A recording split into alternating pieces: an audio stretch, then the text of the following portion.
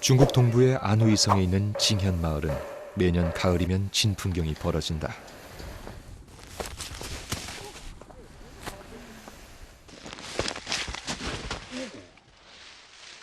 온 마을 사람들이 총동원돼 들에서 가져온 볏짚을 석회가루에 묻혀 마을 뒤편에 있는 샤이탄이라 불리는 자갈 언덕으로 오르는 것이다.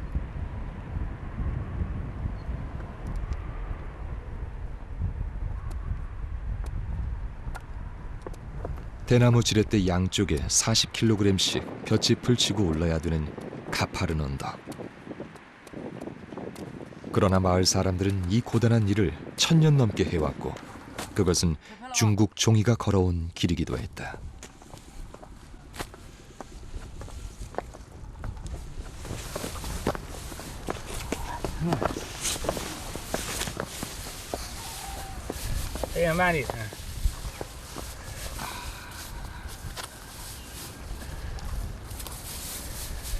我们在这里晒鸟草，就是得过5、6个月，日晒雨淋，就这样自然漂白的作用。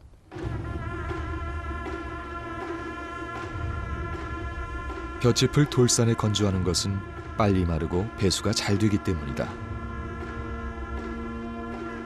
이 볏짚을 매일 뒤집으며 건조하길 5, 6개월. 그러나 이건 종이 제조 공정에선 시작에 불과하다.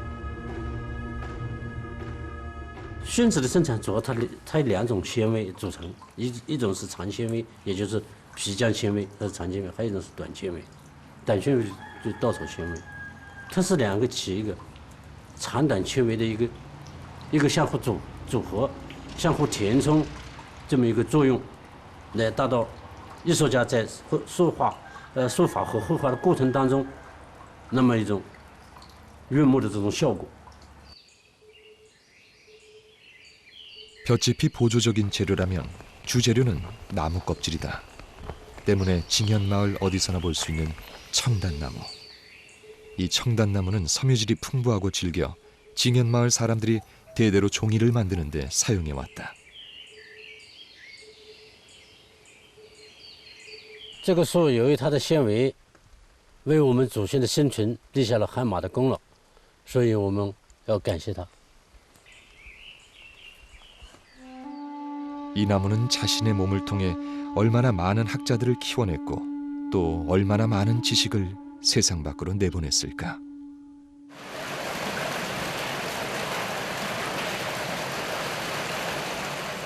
청단나무의 껍질은 10시간 넘게 삶은 다음 여러 번의 세척 과정을 거치면 고운 흰색의 섬유질이 남는다.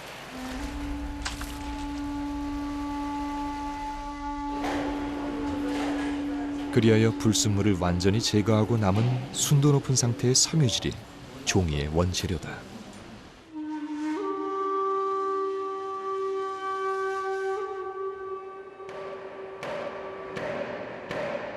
얻어진 나무의 섬유질은 볏짚과 일정한 배율로 섞어 여러 번 찢는다. 이렇게 함으로써 섬유질이 잘 엉켜 질긴 종이를 만들 수 있는 것이다.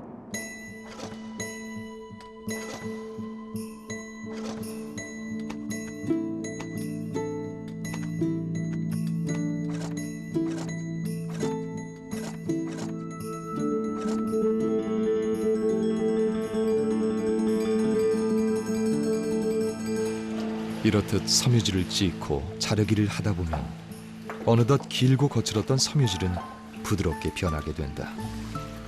흰 죽처럼 변한 이것을 종이죽이라 부르는데 이것을 지통에 넣어 고르게 풀어내면 종이를 뜰 준비가 끝난다. 因为这个做的那个纸要把这个原材料削匀啊，把它搞匀，2个人把它这个原材料搞匀呐、不然不匀那个纸捞出来一堵堵的不好看，那纸面不好看。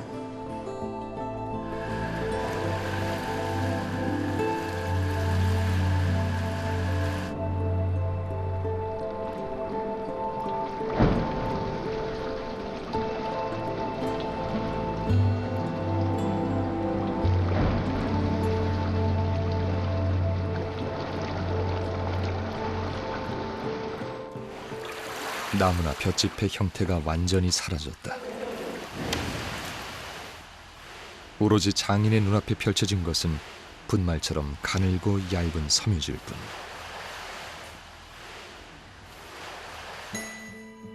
여기까지 오는데 100번 이상의 손길이 갔고 2년에 걸친 긴 여정 끝에 마침내 종이는 뜨거운 벽에 건조돼 완성된다.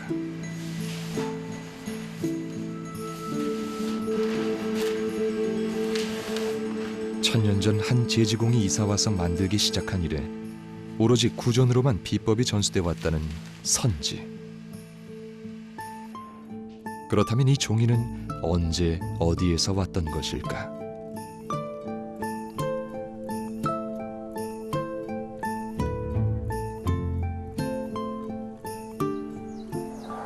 중국 내륙의 유서 깊은 도시 한중.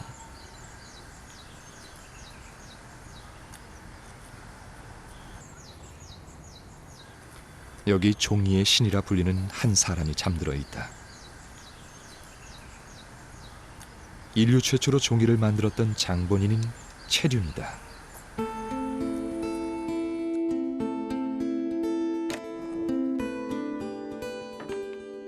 한나라 시대였던 서기 63년, 가난한 농민의 아들로 태어난 채륜은 12살의 환관으로 궁에 들어가 20대 중반에 궁중의 물품을 담당하는 관리가 된다. 당시 품목들은 모두 주간에 기록됐고 매일 들어오는 수백 건의 주간은 보관조차 어려웠다. 주간의 대체품을 찾았던 채륜.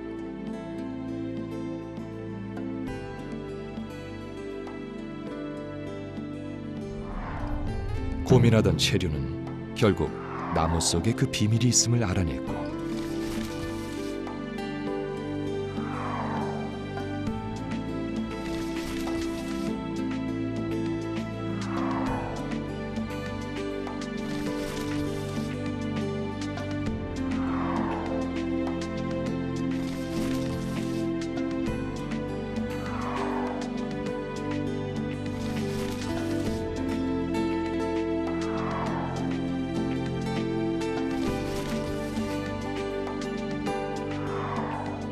서기 105년 최초의 종이인 채후지를 만들어낸다.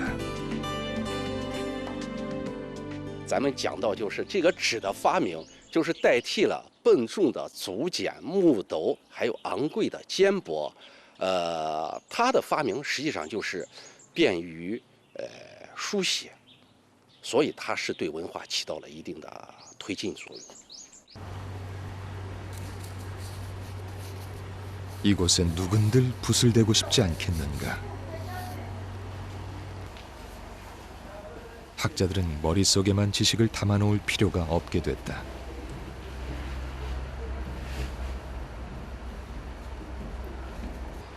그것은 새로운 세상이 됐음을 의미했다.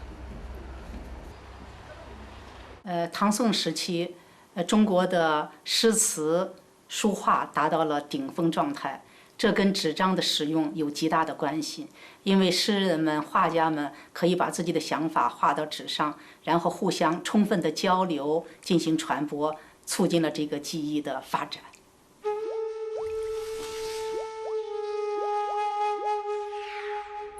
나무의 변신. 나무는 샤먼의 곁을 떠나 세상 밖으로 나왔고 급속도로 대중들 속으로 파고들었다.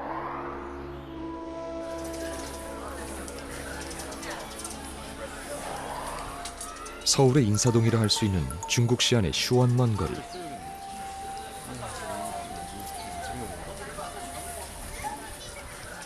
당송시대에 세워진 이곳은 중국 종이의 역사와 함께 해왔으며 지금도 수많은 서화를 비롯하여 문방사오, 도장, 탁본 등 종이와 관계된 가게들이 질비하게 성업 중이다.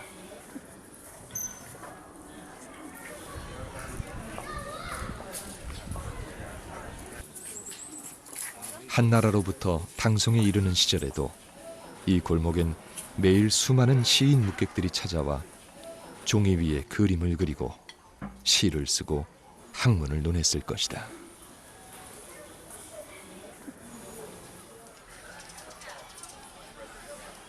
很多画家在作画过程当中它有的不是画家画的，有的是完全是纸的，通过它的韵木的这种效果，把它体现出来。你比如说云啦、雾啦这些东西，你能画得出来吗？画不出来的。那么它就完全通过纸的润木性，把它润开。 문화의 황금 시대인 당송 시대를 지나 중국 역사에 수많은 명인 서화들이 등장하게 된다.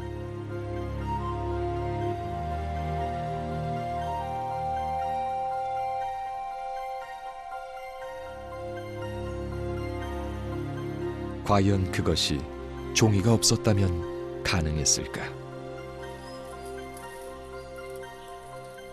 중국 산시성 시안에 있는 1600년 고찰 초당사. 흔히 동아시아 불교의 본향이라 불리는 이곳은 오늘날까지 중국 전역에서 찾아온 수많은 방문객들의 발길이 끊이지 않는다. 이곳이 동아시아 불교의 본향이라 불리는 까닭은 5세기 초 인도에서 찾아온 한 위대한 불교학자가 일궈낸 업적 때문이다.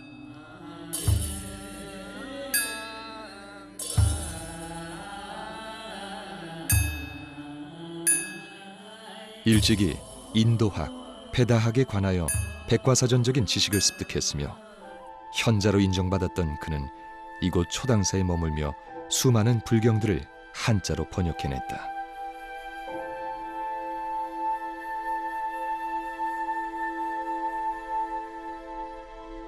석가에 의해 인도에서 탄생한 불교와 철학 사상을 중국에 전파했던 그의 이름은 쿠마라지바.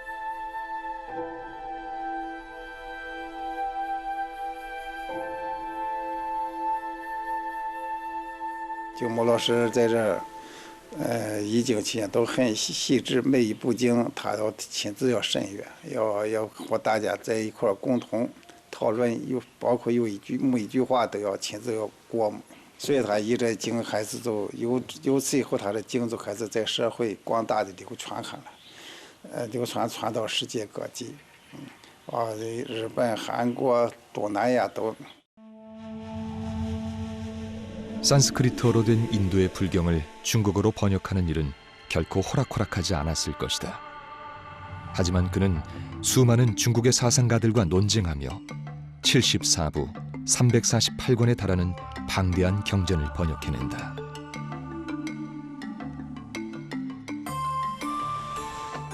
묘법연화경, 금강경, 아미타경 등은 그렇게 초당사에 머물던 한 승려에 의해 다시 태어났다. 이처럼 석가가 인도 사르나트에서 설법을 시작한 이래 파미르를 넘어 어렵게 중국에 도착한 불교. 이후 불교는 급속도로 주변에 전파됐고 그것을 가능케 한 것은 무엇보다 불경을 담아낸 종이었다.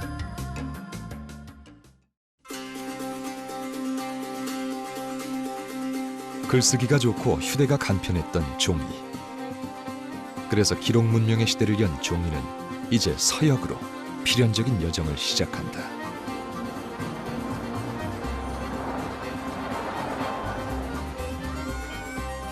중앙아시아의 관문도시 사마르칸트.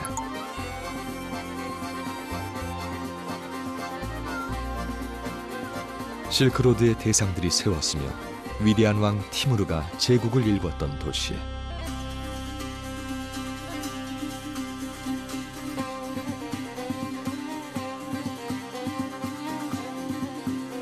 그리하여 중앙아시아의 푸른 이슬람을 상징하는 사마르칸트는 지난 2300년에 달하는 실크로드의 주역이자 동서 문명의 교차로였다.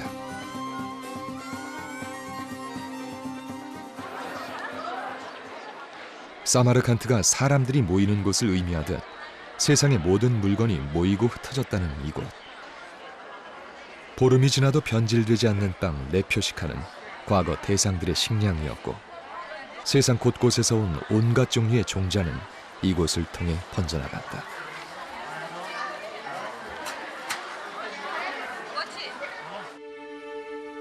실크로드의 시대. 사마르칸트야말로 오늘날의 맨해튼이었던 것이다.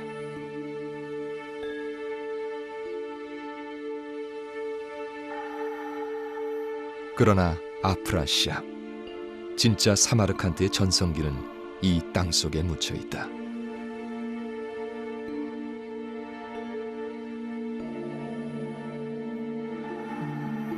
지난 13세기 몽골군이 들어와 처참하게 짓밟기 전만 해도 이 길을 따라 중국과 서역의 대상들이 끊임없이 낙타 등의 비단과 보석, 도자기를 싣고 오갔을 것이다.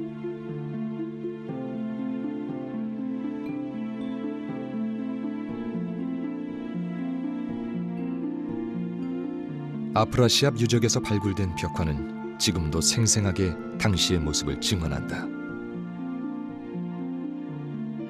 벽화엔 아프라시아 왕을 만나기 위해 여러 나라에서 온 사절단이 망라돼 있다.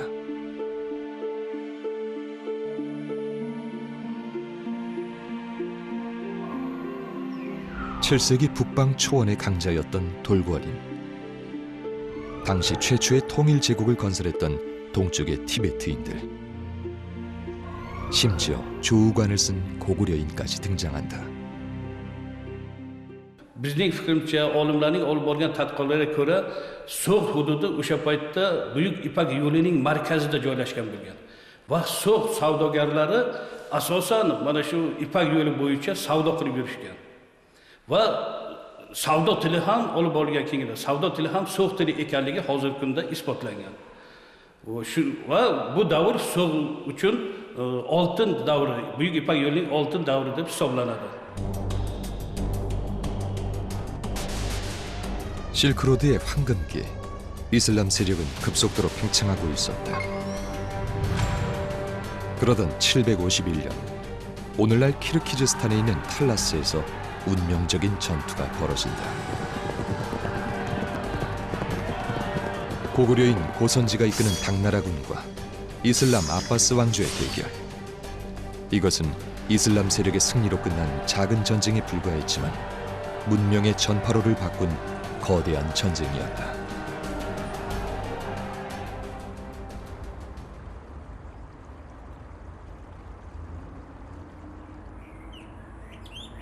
기록에 의하면 당시 포로로 잡힌 당나라 병사의 수는 약 2만여 명.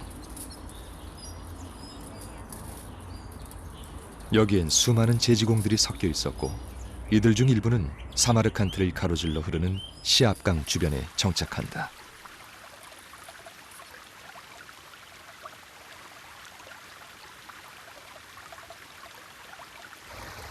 오늘날도 시압강 주변에선 종이 만드는 과정을 볼 수 있다.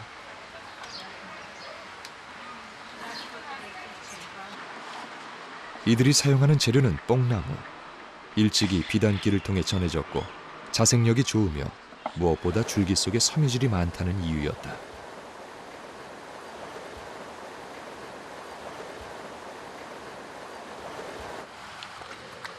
그리하여 한때 시압강에만 2천여 개의 물레방아가 있었고 이들 중 300여 개는 종이 공장에서 사용했다고 한다.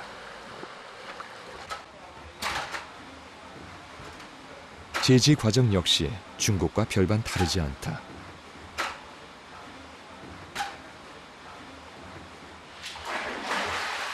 줄기를 삶고 찢고 지통에 넣어 풀어낸 다음 대나무 발로 한 장 한 장 떠내는 것.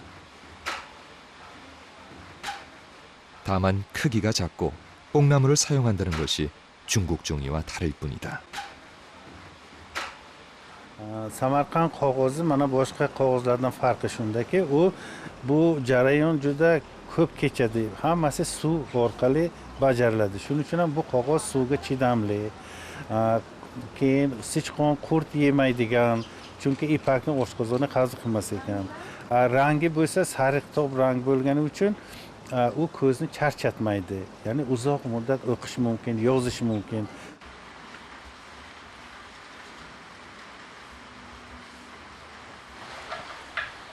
제지의 마지막 과정은 대리석 판 위에 올려놓고 광을 내는 것. 이 과정을 거치면 종이는 비단처럼 반들거리는데 이것이 바로 중앙아시아는 물론 유럽까지 명성이 자자했던 사마르칸트시다. o'sha paytdagi o'sha qog'oz ixtiro qilishi, ya'ni bu qog'ozga undan oldin mana pergamentda yozilgan, o'sha terlarda, papirusda undan yozilgan, terligi yog'ochlarda yozilgan. Lekin o'z anaqasilar bular o'sha paytdagi xomashyolar kamligi, tarqalish qiyin bo'lganligi, juda ham qimmat tushganligi uchun ham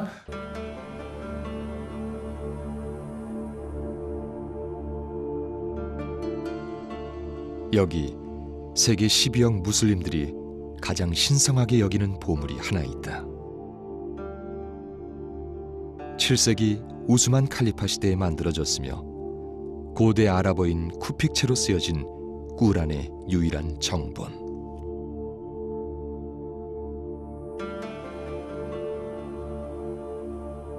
가죽으로 된 이 꾸란을 만들기 위해선 최소한 40마리 이상의 사슴이 필요했을 것이라고 전문가들은 말한다.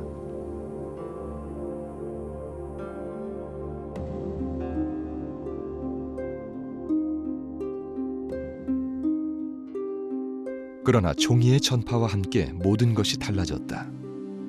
종이는 가죽보다 싸고 얇고 가벼웠으며 대나무를 깎아 만든 펜만 있으면 얼마든지 자유롭게 필사할 수 있었다.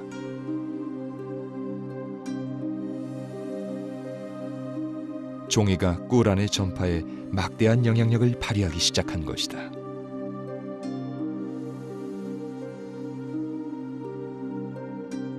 필경사들은 꾸란 외에도 수학, 물리학, 천문학, 역사 등을 잉크도 마르기 전에 출판해냈다.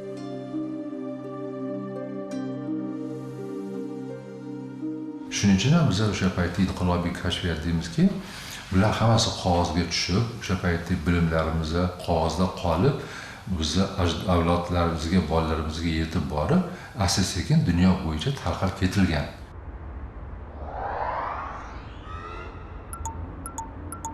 8세기 당나라와의 탈라스 전투에서 승리한 이래 줄기차게 꽃피어왔던 중앙아시아의 푸른 이슬람.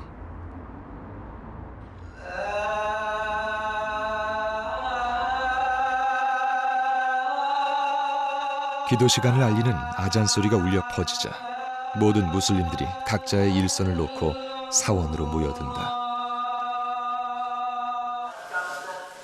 어느 사원이나 마찬가지듯 손과 발, 얼굴을 씻는 우두는 예배 전에 무슬림들이 반드시 행해야 할 예법.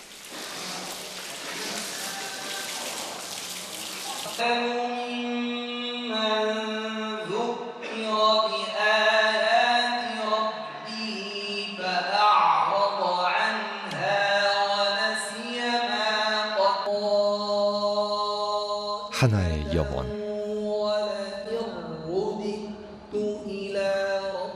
구원을 향해 마음을 모으는 시간.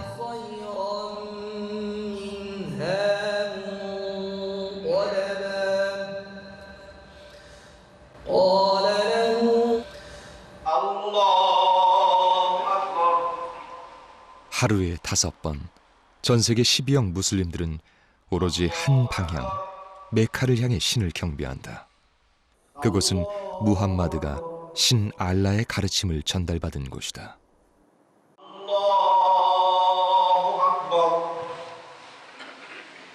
이런 의식을 통해 신 알라에게 절대 복종하고 알라의 가르침을 따르겠다고 스스로 다짐하는 것이다.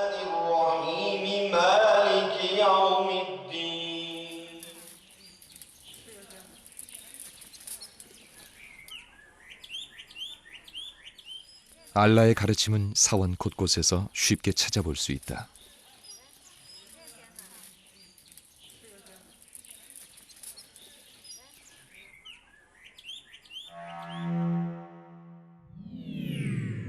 지식을 추구하는 것은 모든 무슬림의 의무다.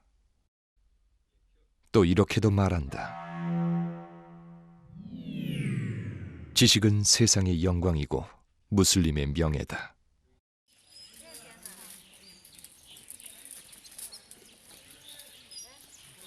그리고 이슬람 사원은 지식의 전당이 된다.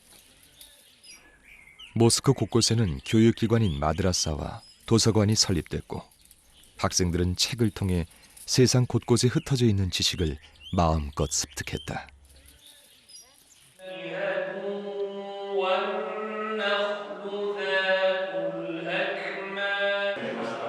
이슬람 학문이 꽃피기 시작한 것이다.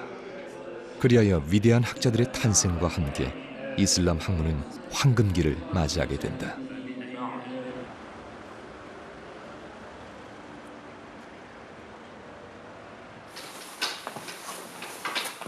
중앙아시아 필사본 중 가장 중요한 자료를 소장하고 있는 이곳에 당시 이슬람 학문을 대표하는 고서가 있다.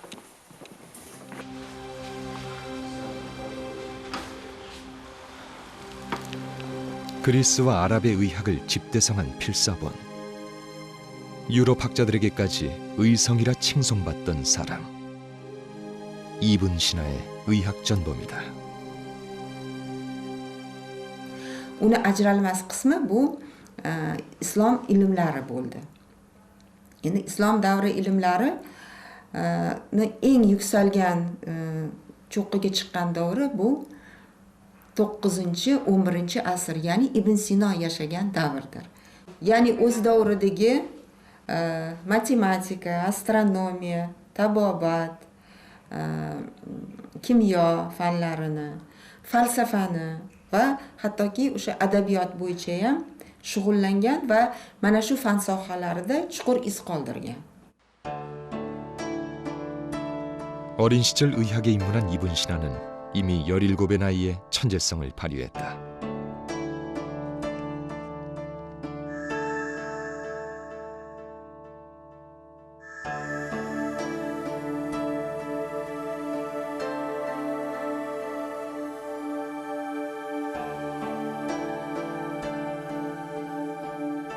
그는 병리 현상과 세계 각지에 있는 수많은 약초들을 분석했고 최초로 암의 전이 과정을 알아냈으며 폐결핵이 어떻게 전염되는가를 밝혀냈다. 이는 당시 의학 수준으로는 상상할 수 없는 일이었으며 이후 서양 의학에 막대한 영향을 끼치게 된다. Ahamiyatli bo'lganki, buni 12-asrda asarlarini lotin tiliga tarjima qilib Yevropada keng tarqalgan va Yevropa universitetlarida 18-asrgacha meditsina fani Ibn Sinoni asarlari bo'yicha, asosan tib qonunlari bo'yicha o'qitilgan. Scholars from Central Asia and all the Islamic world, they produced the best books in the Islamic science, and the number of the books from the period of Islamic Renaissance, they were translated in Latin language and used as a textbooks in the European universities.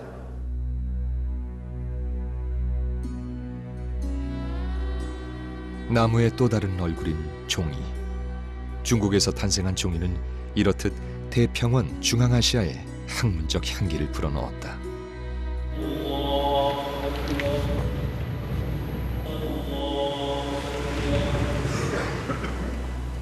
꾸란의 가르침대로 지식을 최고의 가치로 여겼던 무슬림.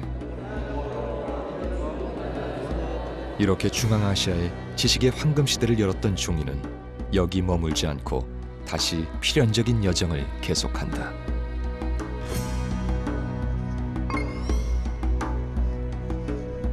중국에서 만들어졌고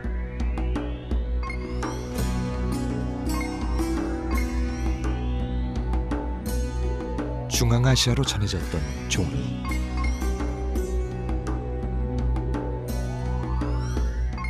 그 종이가 유럽에 전해진 것은 탄생한 지 무려 1000년이 넘은 12세기였다.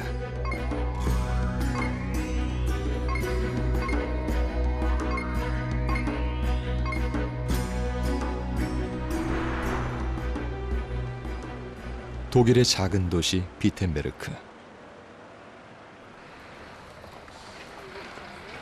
그러나 이 작은 도시는 유럽 문명에서 빼놓을 수 없는 기억을 갖고 있다.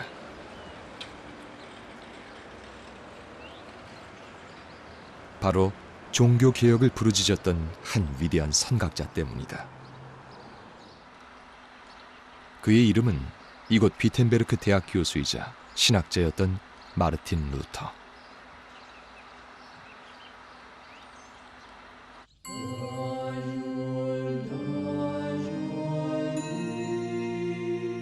루터가 신학자로 있던 중세 시절을 일컬어 오늘날 사람들은 흔히 유럽의 암흑기라 부른다. 오로지 교회의 성직자들만이 지식을 독점했고 독점된 지식을 바탕으로 절대 권력을 휘둘렀기 때문이다.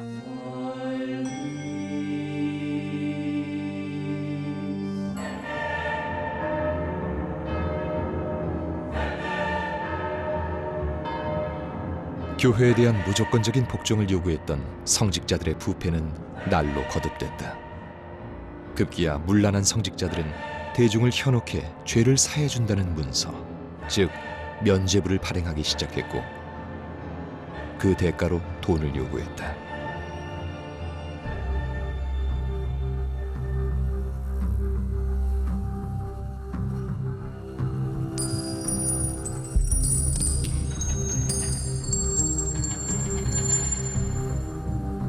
그것은 종교적 양심을 봉해버린 신권의 몰락이었다.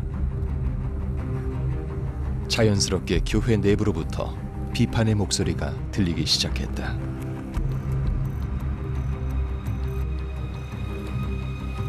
성직자로서 강한 책임감을 느꼈던 루터는 면죄부의 상업화에 강한 불만을 나타냈다. 이윽고 그는 부당함을 반박하기에 이른다.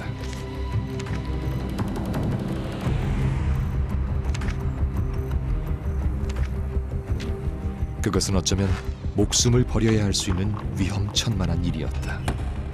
하지만 그는 당시만 해도 이 일이 얼마나 엄청난 파장을 불러올지 몰랐을 것이다.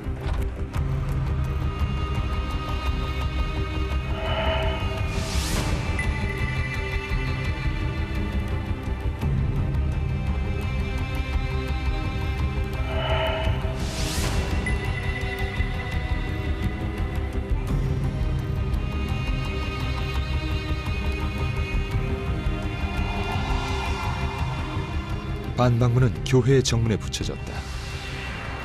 그리고 순식간에 필사되거나 전단지로 인쇄돼 단 2주 만에 전 유럽에 전달됐다.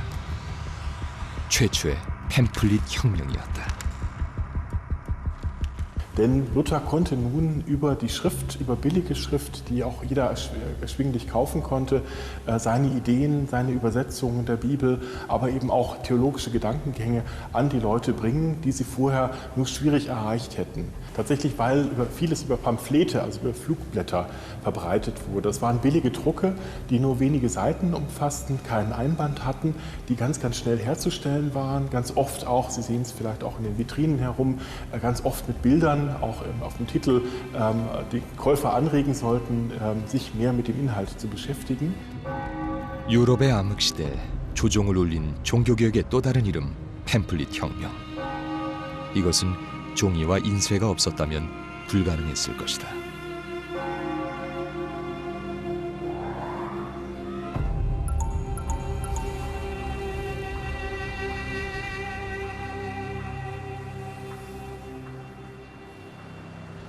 독일 마인츠에 있는 구텐베르크 박물관. 이곳은 지식의 독점이 아닌 지식의 보편화를 일궈냈던 인물인 구텐베르크를 위해 건립한 박물관이다. 주형으로 만든 활자. 15세기 금세 공업자였던 구텐베르크는 이 활자를 이용해 자유자재로 무한정 찍어낼 수 있는 인쇄기를 만들어낸다.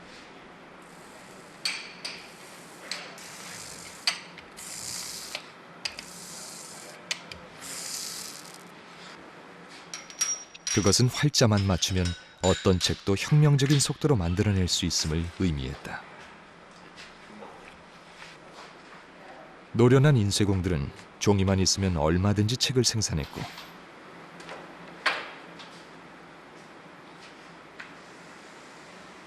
구텐베르크의 인쇄기 한 대만으로도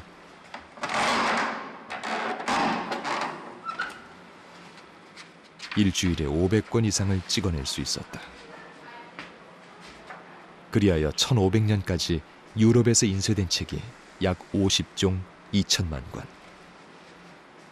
Ja, die Reformation wäre ohne Druckkunst nicht so durchschlagend erfolgreich gewesen. Also schon kurz nach Gutenberg gab es andere Inhalte, die durch Bücher vermittelt wurden. Zum Beispiel, dass die Reformation viele Revolutionen, viele Fortschritte und Leistungen in Wissenschaft und Technik und auf vielen anderen Gebieten wären in diesem Maße nicht erfolgt und wären nicht vermittelt worden, hätte nicht Gutenberg die Druckkunst erfunden und hätte Papier zur Hand.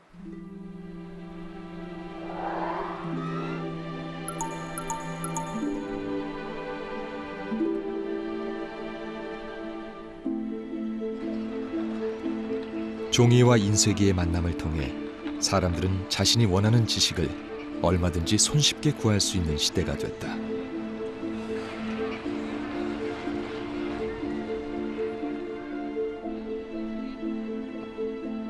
그런 중세의 지식이 쌓여 있어 이탈리아의 자존심이라 불리는 마르차나 도서관.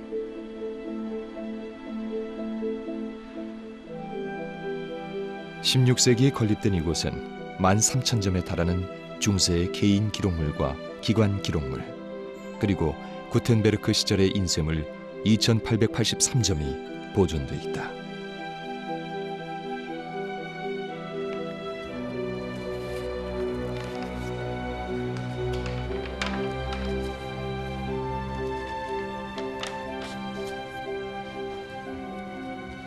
L'edizione che avete visto è un'edizione, la prima edizione dell'opera intera di Aristotele, stampata da Aldo Manuzio tra la fine del 400 e l'inizio del 500. È il periodo in cui avviene per l'Europa la riscoperta del greco, degli studi di greco, la riscoperta degli studi scientifici anche.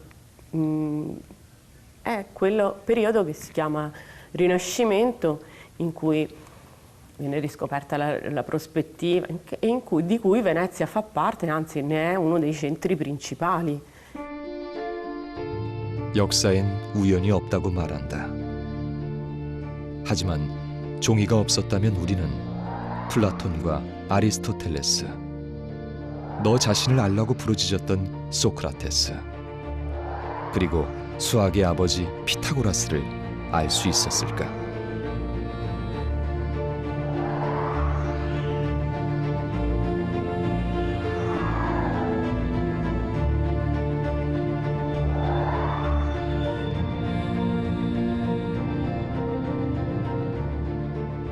오늘날 유럽의 르네상스가 종이와 인쇄술 없이 가능했다고 믿는 사람은 없다.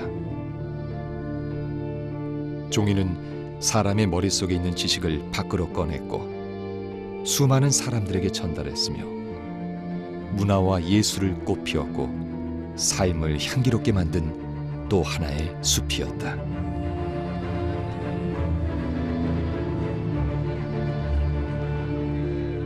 蔡伦用树皮等植物纤维发明纸张，到现在已经有1900多年，造纸技术已经发展得非常的现代，纸张无处不有，无处不在，但人们反而忘掉了它的重要性，甚至忘掉了有纸的存在。如果没有纸的发明和纸的广泛使用，我们人类的文明可能不是现在这个样子。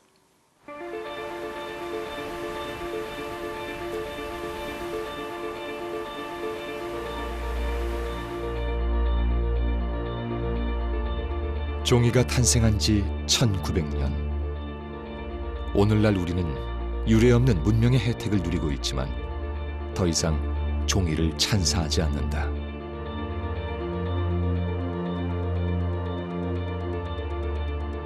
나무들이 빼곡했을 자리는 거대한 인공 구조물이 차지했고 종이가 아닌 전자 문명이 지식 문화를 대신하고 있다.